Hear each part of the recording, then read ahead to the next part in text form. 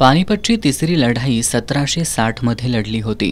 18व्या शतकातील ही जगातील सर्वात मोठी लढाई झाली। यामध्ये वाचलेल्या आणि हरियाणा इथं स्थायिक झालेल्या मराठा सैनिकांच्या वंशजांना 250 वर्ष रोड या नावानं ओळखलं जातं।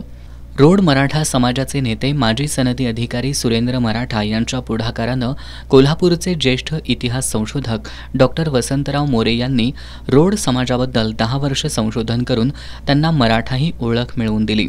या ठिकाणचे लोक शिंक आल्यावर छत्रपती की जय असं म्हणतात। हा धागा पकडून महाराष्ट्र आणि रोड मराठा हे नाते ज्येष्ठ इतिहास संशोधक डॉक्टर वसंतराव मोरे यांनी पुढे आणलं। मराठा जागृती मंच पानिपततर्फे गेली 21 वर्ष हरियाणा इथं मराठा शौर्य दिवस साजरा करण्यात येतो। यंदाही 14 जानेवारीला पानिपत इथल्या बस्ताना इथं मराठी शौर्य दिन मोठ्या उत्साहात साजरा करण्यात येणार आहे। या कार्यक्रमाला कोल्हापूरकरांनी मोठ्या संख्येने उपस्थित राहावं असं आवाहन अखिल भारतीय मराठा जागृती मंचचे संस्थापक कर्मवीर महाले यांनी केलंय।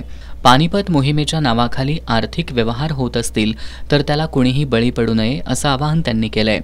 या प्रसंगी अखिल भारतीय मराठा महासंघाचे राष्ट्रीय उपाध्यक्ष वसंतराव मुळीक यांच्या हस्ते हरियाणातील सर्व मराठा बांधवांचा सत्कार करण्यात आला।